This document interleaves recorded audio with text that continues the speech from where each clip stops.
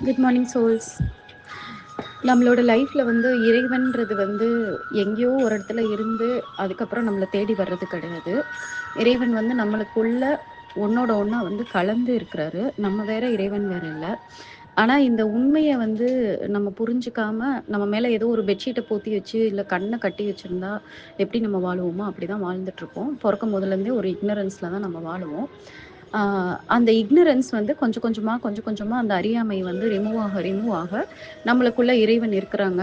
இறைவன் நம்மளுக்குள்ள இருந்து எந்த அளவுக்கு வந்து நம்மளை வந்து கைட் பண்ணுறாங்க அப்படின்றதெல்லாம் தெரியும். அதாவது ஏன் எப்பவுமே அறியாமை அப்படின்னு சொல்றாங்க அப்படின்னா, எல்லாமே ஆல்ரெடி இருக்கு. ஆனா நம்ம கண்ணுக்கு தெரியாம இருந்தது. இப்ப நம்ம வீட்ல ஒரு பொருள் வந்து நம்ம முன்னாடியே தான் இருக்கு. ஆனா, அந்த பொருள் இருக்குன்றதே நம்ம தெரியாம, நம்ம கண்ணுக்கு அது தெ அ நம்ம நம்ம நம்மளால அத பார்க்க முடியாதபடி நம்ம பிளைண்டா இருந்துட்டு இருந்தோம்னா, அதுக்கப்புறம் நம்மளுக்கு அந்த கண்ணுக்கு வந்து அந்த பொருள் வந்து தெரியுதுன்னா, அதுதான் வந்து அறியாமை விலகுதுன்னு அர்த்தம். புதுசா ஒரு பொருள் வந்து நம்ம வீட்டுக்குள்ள வந்து நம்ம வாங்கி வைக்கல, இல்ல யாரும் வந்து குடுத்து விடல. புதுசா வந்து கிஃப்ட் யாரும் குடுக்கல. இருக்கிற பொருள நம்மளால வந்து அவ்வளோ நாள் வந்து கண்டுபிடிக்காம இருந்து, அதுக்கப்புறம் நமக்கு வந்து தெரிய வர்றது தான் அந்த அறியாமை விலகுதல் அப்படின்னு சொல்லி சொல்லுவாங்க. நம்ம லைஃபே வந்து எப்படின்னா, ஒவ்வொரு ஸ்டேஜ்லயும் இந்த அறியாமை வந்து விலக விலக, நம்மளுக்குள்ள எந்த அளவுக்கு கடவுள் வந்து நம்மளோட கலந்திருக்காரு, நம்மளோட வாழ்க்கையில நம்மள வந்து ஒவ்வொரு தடவையும் வந்து எப்படி சரியா வழிநடத்துறாரு, இத பண்ணாத, இத நினைக்காத, இத பேசாத அப்படின்றது ஏதோ ஒரு வழியில நம்மளுக்கு சொல்லிக்கிட்டே தான் இருப்பாரு. நம்ம வந்து காது வந்து கேட்காத மாதிரி நம்ம இருந்து, அதுக்கப்புறம் வந்து ஒவ்வொரு டைமும் நம்ம வந்து உணருவோம். இப்ப ஒரு சில நேரங்கள் வரும். கடவுள இந்த மாரி நம்ம உணர்ந்த பிறகு கூட, ஒரு ஒரு நேரத்துல இறைவன் நம்ம கூடவே இல்லையோ! இறைவன் நம்மள விட்டு போயிட்டாரோ! அப்படின்னு சொல்லிட்டு நம்மளுக்கு வந்து ஒரு டவுட் வர்ற மாதிரியான ஒரு சிச்சுவேஷன்ஸ் வந்து வரும். அந்த மாதிரியான சிச்சுவேஷன்ல நம்ம எப்படி இருப்போம்னா, இறைவன் நம்மளுக்குள்ள தான் இருக்கிறாங்கன்னுன்றது தெரிஞ்சா கூட, நம்மளோட அந்த நேரத்தோட சூழ்நிலை, நம்ம மனநிலை, நம்ம எதையாவது ஒரு பெரிய லாஸு, ஒரு பெயின் இதெல்லாம் ஃபேஸ் பண்ண மொமெண்ட்ல, நம்ம ரொம்ப தனியா இருக்கிற மாதிரி நம்ம ஃபீல் பண்ணுவோம். ஸோ, இப்ப அதுக்கு வந்து திருமூலர் அவர் வந்து அழகா ஒரு வழி சொல்லியிருக்காரு. அந்த மாரி ஒரு சூழ்நிலையில, உன்னாலேயே உன்னைய வந்து இறைவன வந்து அ திரும்பி புடிச்சு அவரோட கனெக்ட் ஆக முடியாத சூழ்நிலையில, நீ என்ன பண்ணணும் அப்படின்னு சொல்லிட்டு அழகா வந்து சொல்லியிருக்காரு. அப்ப இதெல்லாம் அவரும் கிராஸ் பண்ணியிருப்பாரு போல இருக்கு. நம்ம இந்த பாட்ட பார்க்கலாம். சோதனை தன்னில் துரிசறி காணலாம். நாதனும் நாயகி தண்ணீர் பிரியும் நாள். சாதனமாகும் குருவை வழிபட்டு மாதனமாக மதித்து கொள்ளீரே. ரொம்ப பியூட்டிஃபுல்லான சாங் இது. படிக்கவே ரொம்ப ஆசையா இருக்கு. அப்படியே நம்மளோட மனச புரிஞ்சு ஒரு எம்பத்தட்டிக்கா வந்து உனக்குள்ள என்னலாம் நடக்கும்னு எனக்கு தெரியும். எனக்கு தெரியும். நானும் உன்ன மாரி கடந்து வந்த ஆளு தான் அப்படின்னு சொல்லிட்டு, புரிஞ்சு அந்த உணர்வோட வந்து இந்த பாட்ட வந்து அவர் எழுதியிருக்காரு. ஃபர்ஸ்ட் லைன்ல சோதனை தன்னில் துரிசறி காணலாம். சோதனையான ஒரு சந்தர்ப்பம் நம்மளுக்கு வந்து நிறைய நம்மளுக்கு கஷ்டம் இருக்கும் நம்ம லைஃப்ல.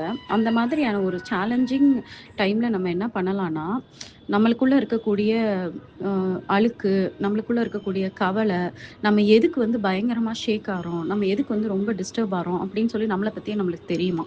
ஏன்னா இப்ப இறைவன் நம்மளுக்குள்ள இருக்கிறாங்க, இறைவன் நம்மள வழிநடத்துறாங்கன்னா, நம்ம எதுக்குமே கவலைப்படக்கூடாது. அதுக்காக வாழ்க்கையில இன்பமும், துன்பமும் இல்லாம இருக்கவே இருக்காது. நான் ஆல்ரெடி சொன்ன மாரி துன்பம்ன்றதும் வாழ்க்கையில ஒரு பார்ட்டு தான். ஆனா நம்ம நெனச்சா தான் அது துன்பம். நம்ம பார்த்து இல்ல இது நான் ஏதோ வந்து இத தெரிஞ்சுக்கிறதுக்காக கடவுள் என் வாழ்க்கையில இத நடத்தியிருக்காரு. அதனால இது வந்து எனக்கு ஆக்சுவலா ஒரு துன்பமே கிடையாது. நான் பார்த்து அத அக்ரவேட் பண்ணிக்கிட்டா தான் உண்டு அப்படின்னு சொல்லிட்டு, நம்ம எமோஷன் பட்டன வந்து ஸ்டாப் பண்ணிட்டு, நம்ம வந்து கடவுள் மேல ஓவரா ஒரு ஃபெய்த்தோட நம்ம இருந்தோம்னு வைங்களேன், அப்ப அது ஒரு துன்பமான விஷயமாவே தெரியாது. மத்தவங்க பார்வைக்கு வேணா அது துன்பமா தெரியுமே தவிர, நம்மளுக்கு வந்து அது வந்து பார்க்கறதுக்கு ஒரு த்ரெட் மாரி தெரியும். ஆனா நம்மளோட ஃபெய்த்த பார்த்துட்டு அது ஓடியே போயிரும். காணாம போயிரும். அந்த பிரச்சனை வந்து ஒரு ப்ராப்ளமாவே வராது நம்மளுக்கு. ஃபார் எக்ஸாம்பிள் இப்போ ஒரு மானிட்டரி லாஸ் இருக்கு.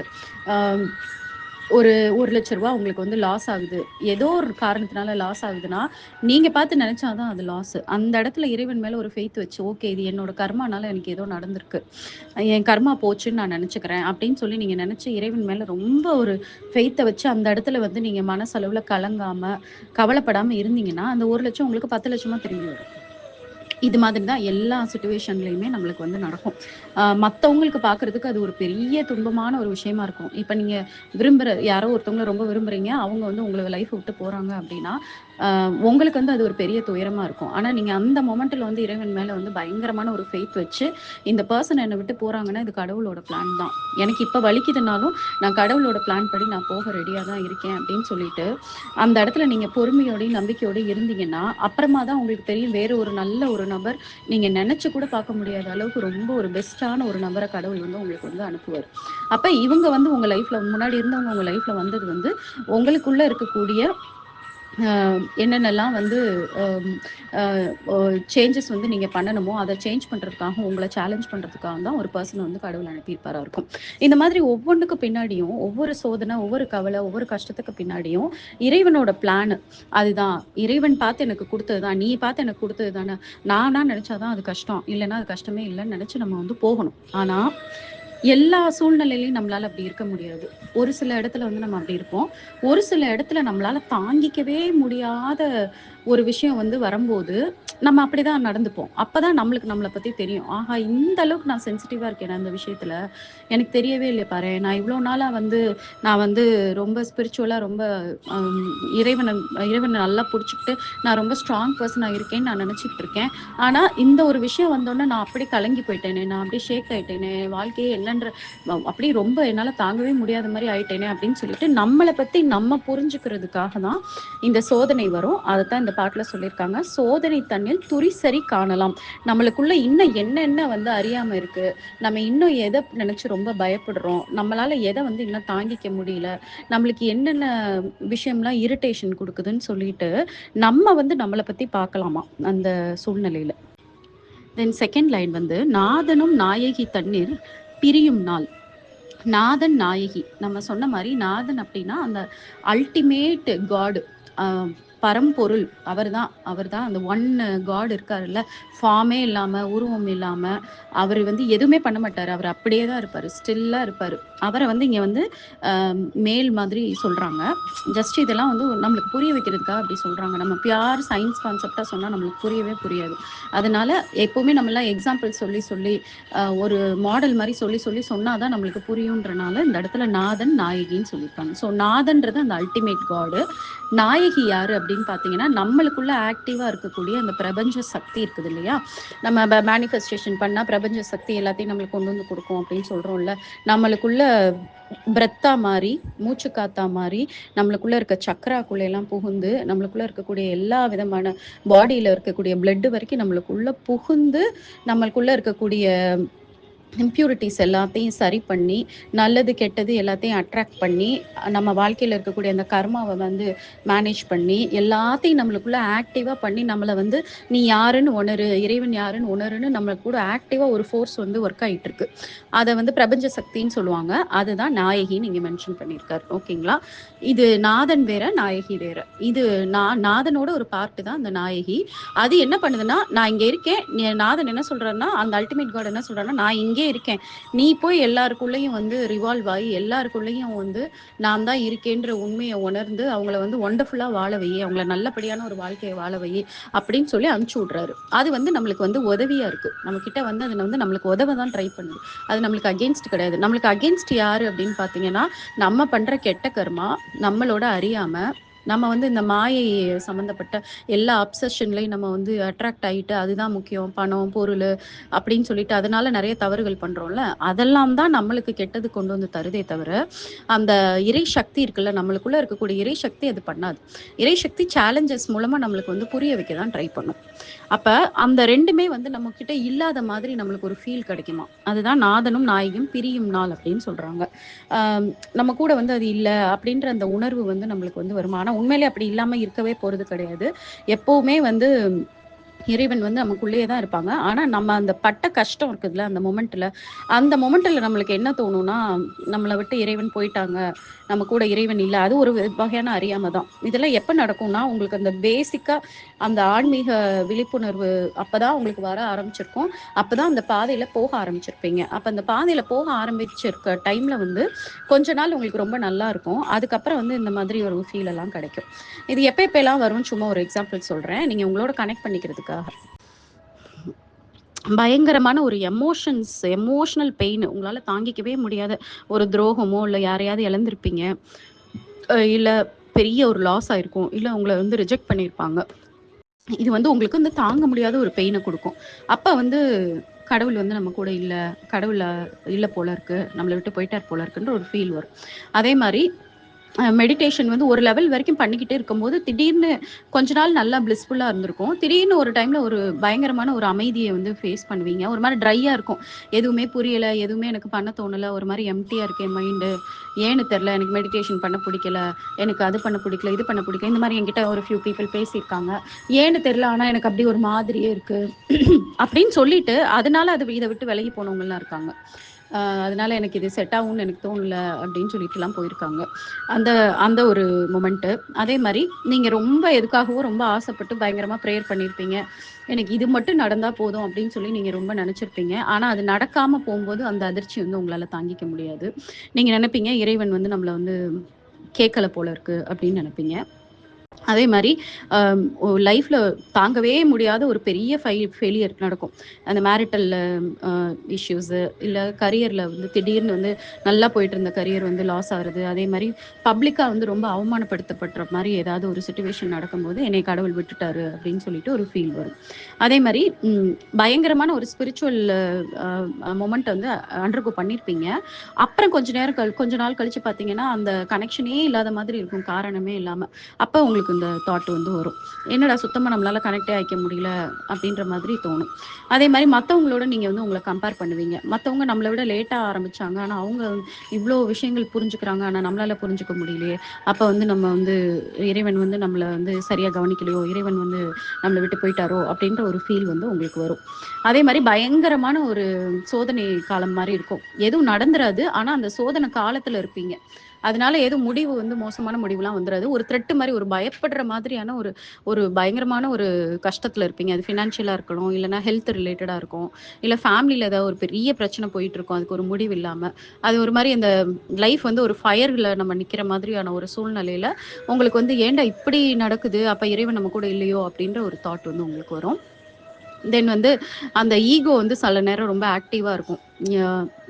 ரொம்ப எக்ஸ்பெக்டேஷன் வைக்கிறது, இல்லைன்னா ஏதாவது ஒரு டூ மச் ஆஃப் அட்டாச்மெண்ட் இருக்கும்போது உங்களுக்கு ஒரு மாதிரி, என்னடா நம்ம இவ்வளோ அட்டாச்சாக இருக்கோம், அப்போ இறைவன் வந்து நம்ம கூட இல்லையோ, ஏன்னா நம்மளுக்கு தெரியுது தப்புன்னு, ஆனால் நம்மளால் நம்மளை மாற்றிக்க முடியாமல் நம்ம இன்னும் இந்த தப்பை பண்ணிக்கிட்டே இருக்கோமே, இன்னும் இந்த மாதிரி நடந்துகிட்டே இருக்கோமே அப்படின்ற ஒரு ஃபீல் வரும்.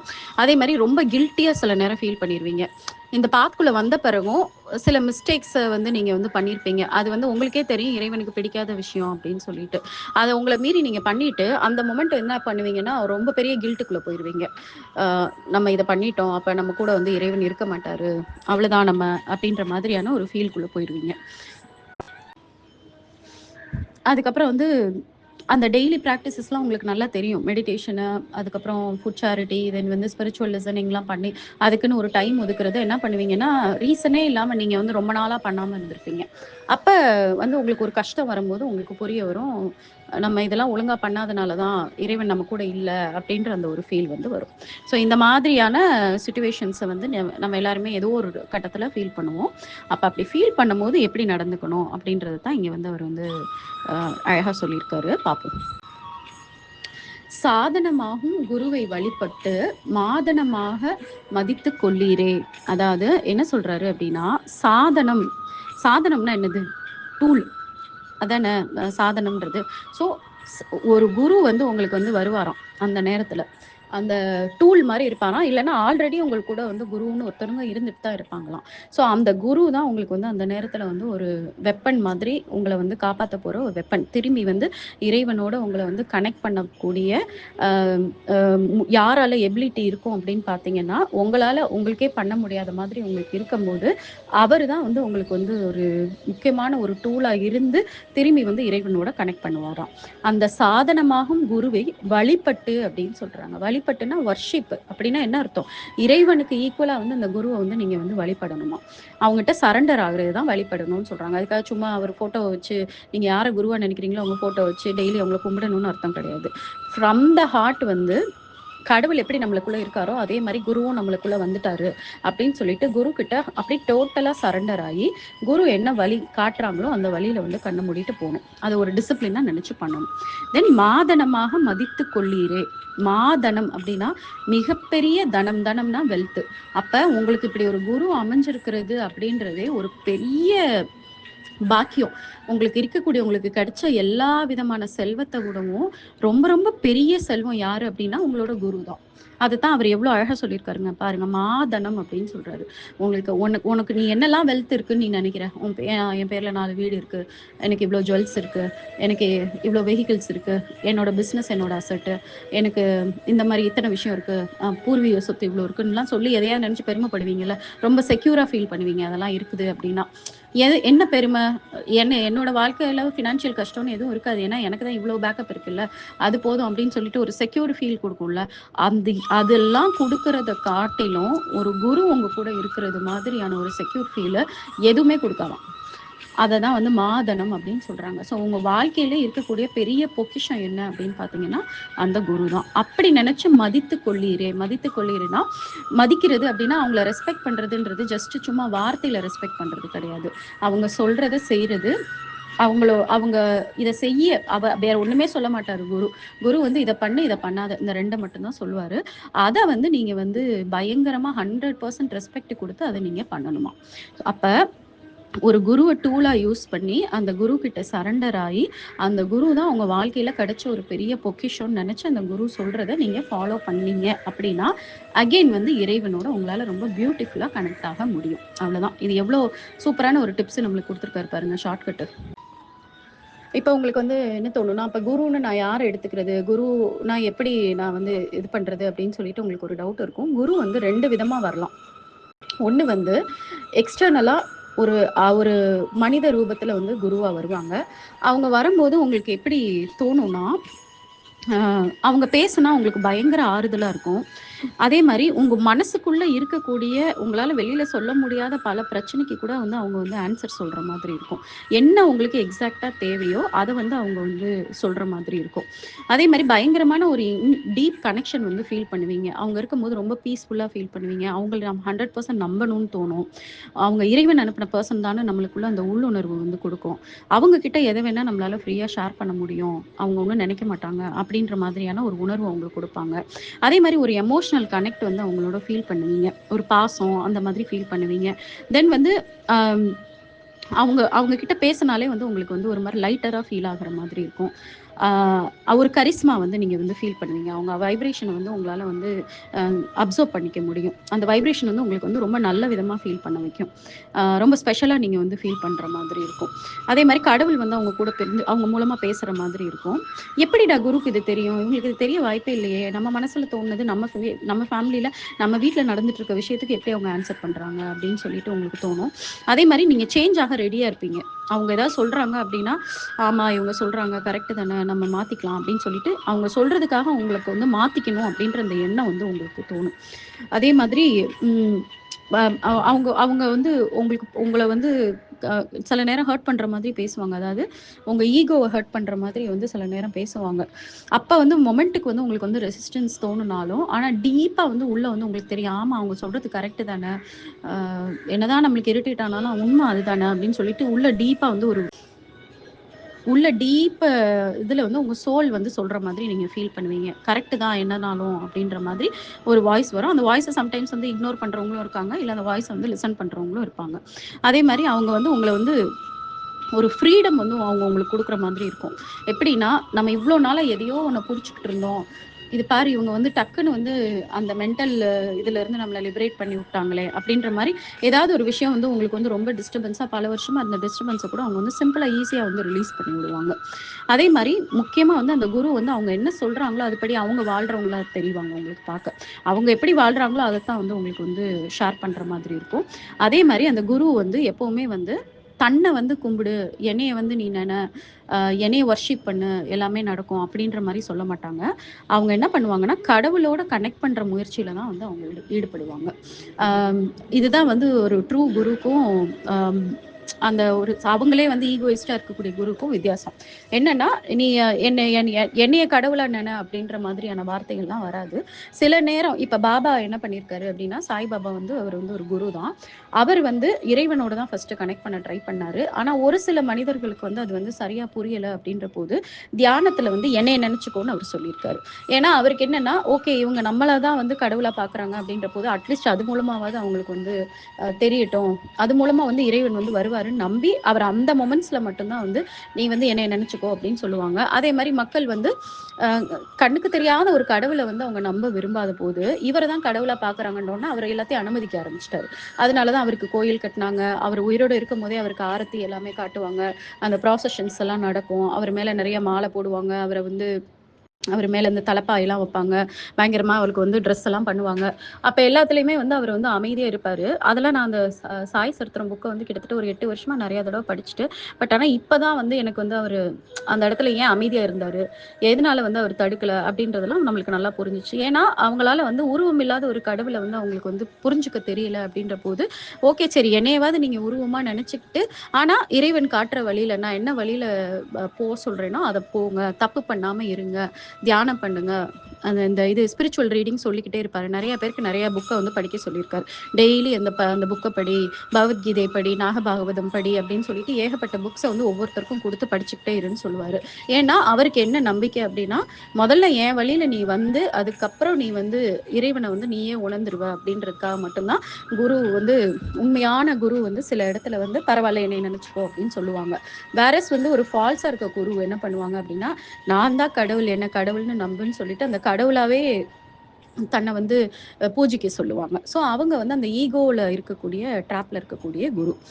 இப்ப இதெல்லாம் வந்து உங்களுக்கு நான் வந்து கொடுத்துருக்க கைடு. ஒரு ஹியூமன் பீயிங் வந்து உங்களுக்கு வந்து ஒரு குருவா வரும்போது அவங்கள வந்து குருவா ஏத்துக்கலாமா அப்படின்னு சொல்லிட்டு குருவா ஏத்துக்கிற வரைக்கும் தான் உங்களுக்கு இந்த கன்ஃபியூஷன்ஸ்லாம் இருக்கணும். அப்ப இந்த மாதிரியான இப்ப நான் சொல்லியிருக்க மாதிரியான விஷயங்கள்ல வச்சு நீங்க வந்து கிரைட்டீரியாவா வச்சு அவங்கள வந்து நீங்க குருவா ஏத்துக்கணும். ஏத்துக்கிட்டீங்க அப்படின்னா அதுக்கப்புறம் இந்த கன்ஃபியூஷன்ஸ் வந்து உங்களுக்கு வந்து வரவே கூடாது. ஏன் அப்படின்னா அந்த குரு என்ன பண்ணுவாங்க அப்படின்னா, அவங்க ஆக்சுவலா குருனா அவங்களோட இன்டெலிஜென்ஸ் அவங்க ஸ்கில்ல யூஸ் பண்ணிலாம் எதுவும் சொல்ல மாட்டாங்க. இறைவன் தான் வந்து அந்த குரு மூலமா வந்து உங்களுக்கு எல்லாமே பண்ணுவாரு. ஸோ சம்டைம்ஸ் குருவே வந்து ஹியூமன் பீயிங்ன்றனால சில நேரம் வந்து அவங்க வந்து அறியாமையில ஏதாவது பேசணும்னு நினைச்சா கூட இறைவன் விட மாட்டாரு. உங்ககிட்ட வந்து அவர் பேச வைக்கும்போது அவர் தான் வந்து பேச வைப்பாரே தவிர அந்த குரு பேசவே மாட்டாங்க. அதனால என்னைக்குமே வந்து குருவை ஏத்துக்கிட்ட பிறகு குருவை வந்து டவுட் பண்றது, குருவை கொஸ்டின் பண்றது, குரு சொல்றது கேட்காம இருக்கிறதுன்ற மாதிரி பண்ணக்கூடாது. அதுக்கு முன்னாடி வரைக்கும் நீங்க என்ன வேணா பண்ணலாம். செகண்ட் வந்து குரு எப்படி வருவாரு அப்படின்னா, உங்களுக்கு அப்படி ஒரு ஹியூமன் பீயிங் வந்து வர மாதிரியே தெரியல.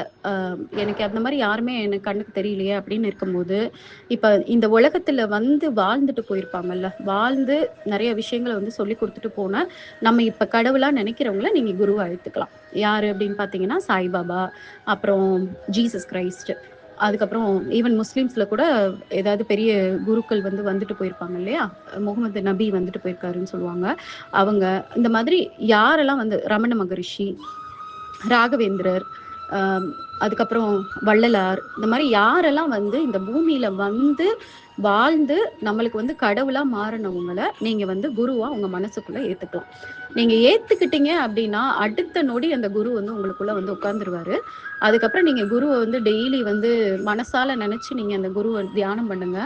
அதுக்கப்புறம் வந்து அவங்க என்ன வழி காட்டினாங்களோ அவங்க புக்கில் அவங்க என்ன அட்வைஸ் பண்ணாங்களோ அதை படிக்கணும். அதை விட்டுட்டு நான் வந்து குருவுக்கு வந்து 7 நாள் பூஜை பண்றேன், 7 வாரம் பூஜை பண்றேன், 8 வாரம் பூஜை பண்றேன்னு சொல்லிட்டு இந்த மெக்கானிக்கல் ரிச்சுவல்ஸ்குள்ள நீங்க போகவே கூடாது. அந்த மெக்கானிக்கல் ரிச்சுவல்ஸ் நீங்க தாராளமா பண்ணலாம். அது எதுக்காக பண்ணலாம்னா ஒரு டிசிப்ளின் வர்றதுக்காக பண்ணலாம். நான் என் வாழ்க்கையில தறிக்கட்டு போய் கண்டபடி சுத்திட்டு இருக்கேன், ஒரு நாள் ஒரு சாப்பாட்டுல ஒரு கண்ட்ரோல் கிடையாது, எதுலையுமே எனக்கு ஒரு கண்ட்ரோல் இல்ல, என் மைண்டே என்னால கண்ட்ரோல் பண்ணிக்க முடியாம இருக்கேன் அப்படின்ற மாதிரி ஒரு பர்சனா இருக்கிறீங்க அப்படின்னா அந்த மைண்டை டேம் பண்ணி ஒரு டிசிப்ளினுக்கு வர்றதுக்கு இனிஷியலா நீங்க அந்த மாதிரியான ஒரு பூஜைகளை பண்ணலாம். சாய்பாபாவுக்கு கூட சொல்லியிருப்பாங்க 9 வாரம் வந்து வியாழக்கிழமை விரதம் இருங்க அப்படின்னு சொல்லியிருப்பாங்க. அது எல்லாத்துக்கு பின்னாடி ஒரு டீப் மீனிங் இருக்கு. நம்ம என்ன பண்றோம்னா பண்றோம்னா அந்த மீனிங்கை புரிஞ்சுக்காம நம்ம அதையே பிடிச்சிக்கிட்டு அதையே பண்ணிக்கிட்டு உள்ள ஆத்மாத்மா வந்து அவரை வந்து குருவா நினைச்சு அவர் சொல்ற விஷயங்களை நம்ம வந்து விட்டுறோம். அப்ப இனிஷியல் ஸ்டேஜ்ல நான் இவரை குருவா ஏத்துக்கிறதுக்கு நான் இந்த விஷயங்கள்லாம் பண்றேன்னு சொல்லிட்டு பண்ணலாம். இப்ப ஐயப்பனுக்கு மாலை போட்டு 48 நாள் போறாங்க இல்லையா, அதெல்லாம் வந்து என்ன அப்படின்னா மோசமான ஒரு அதுக்கு முன்னாடி ஒரு வாழ்க்கை வாழ்ந்திருப்பாங்க. அப்ப அதை ஒரு டேம் பண்ணி ஒரு வழிக்கு கொண்டு வந்து அவரை குருவா ஏத்துக்கிறீங்க அப்படின்றதுக்காக தான் நம்ம அந்த 48 நாள் வந்து எல்லாரும் வந்து மாலை போட்டு போவாங்க. ஆனா என்ன பண்ணிடுறோம், மாலை போட்டு போயிட்டு வந்த பிறகு அந்த மாலையை கழட்டி வச்சுட்டு திரும்பி பழையபடி என்னெல்லாம் தப்பு பண்ணுவோமோ அதெல்லாம் பண்ணுவோம். அப்ப நம்மளுக்கு இறைவனோட அருள் முழுசா கிடைக்காது. அந்த 48 நாள் போயிட்டு வர்றோம் அப்படின்னா உங்களை நான் வந்து அப்படியே ஃபுல்லா நான் குருவா ஏத்துக்கிறேன், நீங்க என்னெல்லாம் எனக்கு வழிகாட்டுறீங்களோ அதெல்லாம் நான் பண்றேன்னு சொல்லிட்டு அவர் அவர் வாழ்ந்த புக்ஸை படிக்கணும். அவர் என்னெல்லாம் கருத்து சொல்லியிருக்காரோ, ஐயப்ப சாமி என்னெல்லாம் கருத்து சொல்லியிருக்காரோ அந்த கருத்துக்களை வந்து நம்ம முழுசா புரிஞ்சுக்க ட்ரை பண்ணணும். அதை நம்ம வாழ்க்கையில அப்ளை பண்ண ட்ரை பண்ணணும். எல்லாத்தையுமே அவராவே நம்ம வாழ்றதுக்கு என்னெல்லாம் பண்ண முடியுமோ அப்படிலாம் பண்ணணும். அதுக்கான முதல் ஸ்டெப் தான் அந்த விரதம், பூஜை இது எல்லாமே. ஆனா நம்ம அப்படி பண்றதே கிடையாது. அதனால ஒரு குருவை வந்து இல்லாத ஒருத்தர், அதாவது இல்லாத ஒருத்தர் மீன்ஸ் ஹியூமன் பீயிங்கா வந்து வாழ்ந்துட்டு போன ஒருத்தரை வந்து நீங்க குருவா ஏத்துக்கிறீங்க அப்படின்னா அந்த குரு வாழ்ந்த காலத்துல என்ன பேசினாங்க, என்ன செய்ய சொன்னாங்க, அதை பற்றின புக்ஸ் எல்லாம் எங்கே இருக்குன்னு பார்த்து டீப்பாக படித்து தெரிஞ்சுக்க அவர் அப்படியே உங்களுக்கு உள்ள வந்து குருவாக மாறி உங்கள் உள்ள இன்ட்யூஷன் மூலமாக உங்களை வழி நடத்துவார். இன்னொன்று சுற்றி உள்ள எல்லா மனிதர்கள் மூலமாகவும் வந்து உங்ககிட்ட பேசுவார். எப்படின்னா சோஷியல் மீடியாவில் ஒரு கோட்ஸ் வரும் உங்களுக்கு சம்மந்தமே இல்லாமல், அந்த கோட்ஸில் அவரோட டைரக்ஷன் இருக்கும், இன்னைக்கு நீ இதை பண்ணு அப்படின்னு சொல்லிட்டு. அதை நம்ம அசால்ட்டாக வந்து ஸ்க்ரோல் பண்ணிட்டு போகக்கூடாது. இல்லைன்னா காட் வந்திருக்காரு அப்படின்னு சொல்லிட்டு சும்மா ஷேர் பண்ணிட்டு அதை மதிக்காமல் இருக்கக்கூடாது. காட் வந்துட்டாருன்றதை மட்டும் ஒரு பாசிட்டிவாக எடுத்துட்டு காட் சொன்ன விஷயத்த பண்ணாமல் இருக்கிறது, அந்த மாதிரிலாம் பண்ணாமல் உங்கள் நுண்ணறிவுன்னு இருக்குது இல்லையா, அந்த நுண்ணறிவை யூஸ் பண்ணி குரு நம்மளுக்குள்ள நம்ம அவரை குருவா ஏத்துக்கிட்டோம். ஃபார் எக்ஸாம்பிள் சாய்பாபாவை குருவா ஏத்துக்கிட்டோம் அப்படின்னா சாய்பாபா எங்கெங்க என்ன சொல்ல ட்ரை பண்றாருன்னு சொல்லிட்டு ரொம்ப கேர்ஃபுல்லா வாட்ச் பண்ணி நம்மளை வந்து சரி பண்ணிக்கிட்டே வரும்போது ஒன் ஃபைன் டே அப்படியே பயங்கரமா ஃபர்ஸ்ட் குருவோட கனெக்ட் ஆயிருவீங்க. நீங்க உங்களோட அந்த இன்னர் குரு இருக்காரு இல்லையா, அவரோட அப்படியே பிளெண்ட் ஆயிருவீங்க. பிளெண்ட் ஆன பிறகு உங்களுக்கு ஈஸியா அவரோட வார்த்தைகள்லாம் வந்து நல்லா புரிய ஆரம்பிச்சிடும். புரிய ஆரம்பிச்ச பிறகு அந்த வழியில நீங்க போக போக போக போக அப்படியே அந்த டிவைனோட குரு வந்து கனெக்ட் பண்ணி விட்டுருவாரு. பட் இந்த செகண்ட் வழி வந்து ரொம்ப கஷ்டமான வழி. அது வந்து ஃபஸ்ட்டு அதை தான் எல்லாருமே ட்ரை பண்ணுவாங்க. ஆனால் அது நடக்காத போது தான் வந்து ஹியூமன் பீயிங்கை வந்து குருவை அனுப்பி வைப்பாங்க. இப்போ நீங்கள் இப்போ எனக்கு எனக்கு இப்போ சாய்பாபாவே நான் ஏற்றுக்கிட்டேன் அப்படின்னா நான் சாய்பாபா காட்டின வழியிலேயே நான் வந்துட்டேன். எனக்கு அதனால எனக்கு ஹியூமன் குரு வந்து எனக்கு தேவைப்படலை. வேறஸ் வந்து இப்போ சாய்பாபா டிவோட்டியாக இருக்கிறாங்க, ஆனால் அவர் உள்ள வந்து குருவாக வந்து அவர் சொல்கிற எதையும் கரெக்டாக அவங்க புரிஞ்சுக்க முடியாமல் அவங்க கஷ்டத்திலே இருக்கிறாங்கன்னா அப்போ சாய்பாபாவே ஒரு குருவை அனுப்பி வைப்பார். அந்த குருவை வந்து நீங்கள் வந்து பிடிச்சிக்கணும். நான் சொன்ன க்ரைட்டீரியாஸை தான் வச்சுக்கிட்டு அந்த குருவை வந்து நீங்கள் பிடிச்சிக்கிட்டு ஒரு சில காலம் தான், காலம் ஃபுல்லாக வந்து அந்த குரு வந்து உங்களுக்கு வந்து இருக்கணும்னு அவசியமே இருக்காது. எப்போ நீங்கள் வந்து டிவைனோட கனெக்ட் ஆகி டிவைனோட கனெக்ஷனை வந்து பயங்கரமாக ஃபீல் பண்ணி 100% நீங்கள் வந்து ஒரு பெஸ்ட் பர்சனாக நீங்கள் மாறுறீங்களோ அப்போ குருவே வந்து அவரோட தேவைன்றது இல்லாமல் அப்படியே குரு வேனிஷ் ஆயிடுவார்.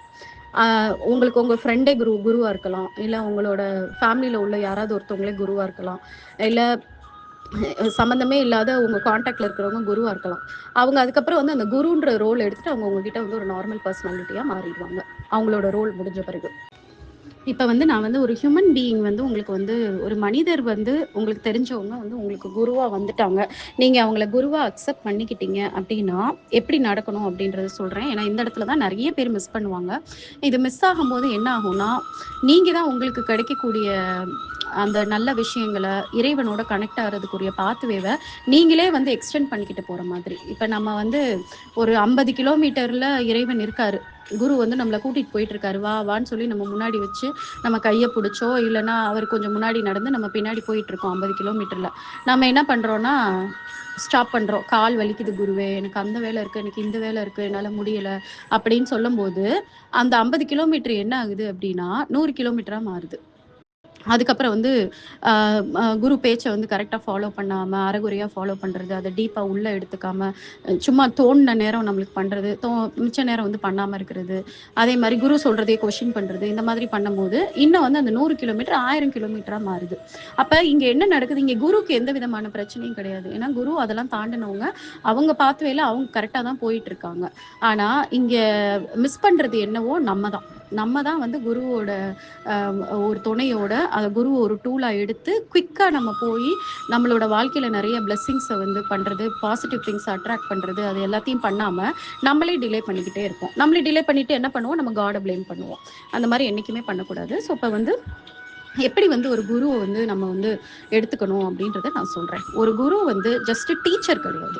இங்கே குரு வந்து நீங்கள் ஒரு மாதிரி டீச்சர் மாதிரி அவங்க நம்மளுக்கு சொல்லிக் கொடுக்குறாங்க, நம்ம கேட்டுக்கணுன்ற மாதிரி இல்லாமல் உங்களுக்குள்ளே இருக்கக்கூடிய அந்த ஒளி இருக்குது இல்லையா, அந்த ஒளியை அவர் தான் எழுப்ப போகிறாரு. அப்படின்னா என்ன அர்த்தம்? ஒளி எழுப்புறது மூலமா என்ன நடக்கும்? டார்க்னஸ் வந்து பேர்ன் ஆகும், இருள் வந்து எரியும். அப்போ உங்களுக்குள்ள இருக்கக்கூடிய கெட்ட குணங்கள் எல்லாத்தையும் அவர் எரிப்பார். அப்போ எரிக்கிறாரு அப்படின்னா என்ன அர்த்தம்? அது கொஞ்சம் ஒரு ஹார்ஷ்னஸ் இருக்க தானே செய்யும். உங்ககிட்ட இருக்கக்கூடிய தவறுகளை அவர் பாயிண்ட் அவுட் பண்ணுவார். நீ இதை பண்ணாத, இது பண்ணுனா தப்பு அப்படின்னு சொல்லுவார். உங்களுக்கு அது என்ன ஆகும்னா ஈகோ ஹர்ட் ஆகும்.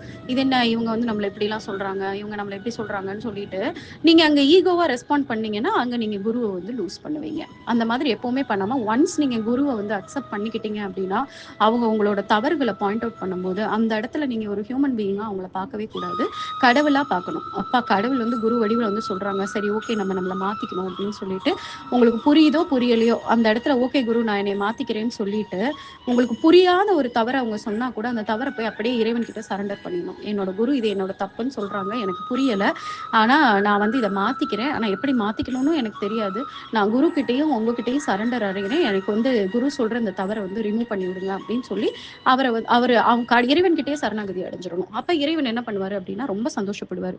எந்த அளவுக்கு வந்து இந்த பிள்ளை வந்து இந்த தம்பி வந்து இவர் வந்து குருவை வந்து நினைக்கிறாரு, அப்போ இவருக்குள்ளே இருக்கக்கூடிய அந்த நெகட்டிவை வந்து நம்ம உணர்த்தி மறைய வைப்பார், இல்லைன்னா உங்களுக்கு தெரியாமலே மறைய வச்சிருவார். எப்படி மேஜிக்கலாக நடக்கும் பாருங்களேன். இதெல்லாம் நடந்துட்டு இருக்கு, அதனால நான் வந்து சொல்கிறேன். தென் வந்து செகண்ட் வந்து குரு வந்து ஜட்ஜ் பண்ணவே கூடாது. அவங்க ஒரு ஹியூமன் பர்சனாலிட்டியே கிடையாது. அவங்க லைஃபுக்கு அவங்க ஒரு ஹியூமன் பர்சனாலிட்டி. ஆனால் உங்களுக்கான ஒரு குரு வெர்ஷன் இருக்கு இல்லையா, அது வந்து இறைவன் அனுப்பின ஒரு பர்சன். ஒன்ஸ் நீங்கள் அக்செப்ட் பண்ணிக்கிட்டீங்கன்னா அவங்களாவே ஒர்க் பண்ண மாட்டாங்க. அவங்க மூலமாக இறைவன் தான் வந்து ஒர்க் பண்ணுவாங்க. அவங்களுக்கே தெரியாது ஏன் அதை சொன்னோன்னு. இப்போ எனக்கு கீழே நிறைய மென்டீஸ் இருக்கிறாங்க அப்படின்னா எனக்கே தெரியாது, திடீர்னு எனக்கு என்ன தோணுதோ அதை நான் சொல்லுவேன். நானே அப்புறம் யோசிப்பேன், நாம ஏன் இது உங்கள்கிட்ட சொன்னோம் அப்படின்னு யோசிச்சா ஓகே காட் நம்ம மூலமாக ஏதோ அவங்களுக்கு சொல்லியிருக்காரு போல இருக்கு அப்படின்னு போவேன். அதே மாதிரி தான் இப்போ மற்ற குரு நிறைய பேருக்கு குருவாக இருக்கக்கூடிய என்னோட ஃப்ரெண்ட்ஸு அவங்க எல்லாருமே சொல்லும் போது நான் வந்து ஃபீல் பண்ணியிருக்கேன். ஸோ அவங்கள வந்து தேவையில்லாமல் உட்காந்து ஜட்ஜ் பண்ணிக்கிட்டு இருக்காமல் அவங்க என்ன சொல்கிறாங்களோ அதை வந்து இறைவன் வந்து அவங்கள ஜஸ்ட் ஒரு டூலாக யூஸ் பண்ணுறாங்க அப்படின்னு மட்டும் எடுத்துக்கிட்டா போதும். தென் வந்து குரு வந்து நம்மளோட ஈகோ, நம்மளோட ஃபியரு, நம்மளோட ப்ளஸ்ஸு, நம்ம மைனஸு எல்லாத்தையும் ரிஃப்ளெக்ட் பண்ணுவாங்க. அவங்க வந்து நம்மக்கிட்ட வந்து எடுத்து காட்டுவாங்க, இங்கே பாரு உனக்கு தெரியாத ஒரு பெரிய நல்ல குணம் உங்ககிட்ட இருக்குது, உனக்கு தெரியாத ஒரு நல்ல டேலண்ட் உங்ககிட்ட இருக்குது, நல்ல ஸ்கில் இருக்குது, என்னைய நம்பு, அதை எக்ஸ்பிரஸ் பண்ணுன்னு சொன்னால் எனக்கு பெரிய டிஃபிகல்ட்டி இந்த இடத்துல என்ன அப்படின்னா என்னோட நிறைய மென்டீஸ் வந்து அக்செப்டே பண்ணிக்க மாட்டாங்க அவங்களுக்கு இருக்கக்கூடிய டேலண்ட்டை. எனக்கு அது நல்லா கிளியராக தெரியும், ஆனாலும் ஹெசிடேட் பண்ணிவிட்டு அந்த டேலண்ட்டை வந்து எக்ஸ்பிரஸ் பண்ண வேண்டிய இடத்துல பண்ணவே மாட்டாங்க. இவங்க சும்மா நம்மளை மோட்டிவேட் பண்ண சொல்கிறாங்கன்ற மாதிரி தான் அவங்க எடுத்துக்குவாங்க. இதனால என்ன ஆகுதுன்னா அவங்களுக்கு கிடைக்கக்கூடிய நல்ல விஷயங்களை அவங்களே டிலே பண்ணுறாங்க. ஸோ அந்த மாதிரி இல்லாமல் நல்லது கெட்டதுன்னு எது குரு சொன்னாலும் அதை அப்படியே நம்பி அதுக்கேற்ற மாதிரி நடந்துக்கிட்டா சீக்கிரமாக வந்து நம்ம வந்து அடுத்த லெவல் வந்து நம்ம அச்சீவ் பண்ண முடியும்.